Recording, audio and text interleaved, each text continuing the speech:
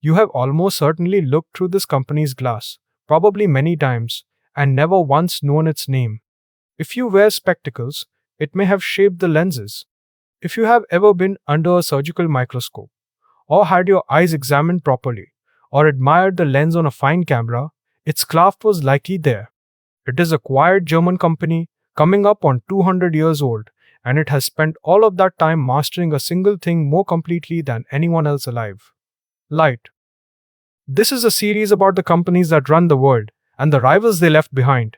Today it is Zeiss, a name most people associate vaguely with cameras or eyeglasses if they know it at all.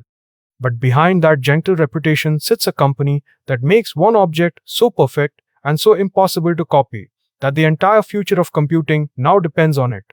And to understand that object, you first have to understand the obsession behind it. Zeiss began in the town of Jena in 1846 as a small workshop making microscopes. And from the very start, it did something unusual for its time. It refused to grind its lenses by trial and error, the way everyone else did. Instead, it married the craft to physics, hiring a brilliant scientist to work out, mathematically, exactly what shape a perfect lens should be. That marriage of patient science and patient craft became the company's entire character, and it never really changed. For over a century, that obsession made Zeiss the quiet standard in a dozen different worlds. The microscopes that let biologists first see cells clearly, the lenses on the cameras that photographed the 20th century, the eyeglasses on millions of faces, the optics inside binoculars, telescopes, and the machines surgeons lean into. Wherever humans needed to see something more clearly than the naked eye allows, Zeiss glass was often quietly doing the work. Now, Zeiss has never been alone in this. It has real and worthy rivals, and it is important to say so. In cameras and microscopes, the Japanese houses of Nikon and Canon are superb, genuine equals in many things. In fine optics, there is the storied German name of Leica. And in the enormous everyday business of spectacle lenses, the giant is not Zeiss at all, but a French company, part of the group now called EssilorLuxottica, which dominates the eyewear the world actually buys. So for most of its history, Zeiss was one great optics house among a handful of great optics houses. Excellent, respected, but not irreplaceable. If Zeiss had vanished in, say, the 1980s, the world would have mourned a fine company and then bought its microscopes and lenses from someone else. And that is exactly what makes what happened next so remarkable, because somewhere in the last few decades, Zeiss made one particular thing that no rival on earth can now reproduce. To make the most advanced computer chips, you have to print patterns onto silicon using an extreme kind of ultraviolet light. And that light behaves horribly. It cannot pass through a normal lens at all. It would simply be absorbed. So instead of lenses, the machine has to steer the light using mirrors, but not ordinary mirrors. Mirrors of a perfection that sits right at the edge of what physics permits, and it is Zeiss, and essentially only Zeiss, that knows how to make them. Let me try to convey how perfect these mirrors are, because the usual comparison is almost too large to feel. If you took one of these mirrors and stretched it out to the size of Germany, the entire country, the biggest bump anywhere on its surface would be a fraction of a millimeter high. A whole nation of glass, polished until its largest imperfection is thinner than a hair.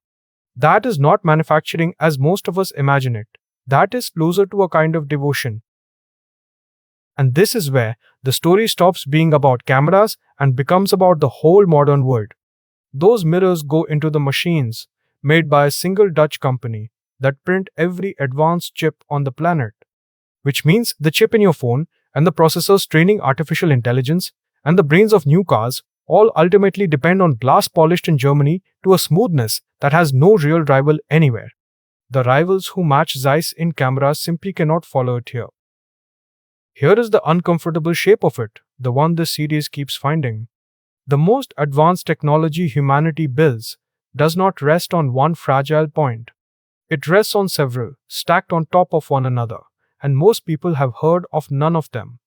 One company makes the machines, and inside those machines sits the glass of one other company in one country that took nearly 2 centuries of accumulated obsession to become possible.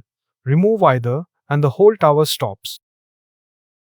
Now, To be fair, this kind of dominance is not the sort that harms you.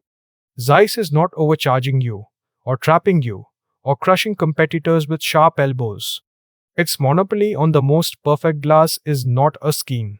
It is simply the natural result of being almost unbelievably good at one thing for an almost unbelievably long time. That is a gentler kind of power than most on this list. But it is power all the same, and its fragility is exactly the same as the others. And could a rival ever catch up? In principle, yes. Nikon has world-class optics, so do others. But the knowledge required here is not written in any manual you could simply buy or steal. It lives in the hands and habits of Zeiss's engineers, and in machines they built specifically to build other machines, defined across generations. A competitor would not need a breakthrough. They would need to somehow acquire 175 years of institutional obsession, and there is no shortcut for that. So the deeper lesson of Zeiss is one. This series keeps circling from different directions. The most valuable thing a company can own is not a product or a patent or even a factory. It is a very long, very stubborn head start in doing one difficult thing supremely well. Zeiss never tried to run the world. It simply tried, year after quiet year, to grind a slightly better surface than anyone else and to understand light a little more deeply. And it did that for so long that eventually the world could not be built without it. Which is a strange and rather beautiful thing to sit with. The next time you clean your glasses or glance through a camera, remember that the same patient obsession behind that lens, followed to its absolute limit, is what lets us carve the thinking machines of our age out of sand. It all comes down, in the end, to someone who cared enormously about how clearly we can see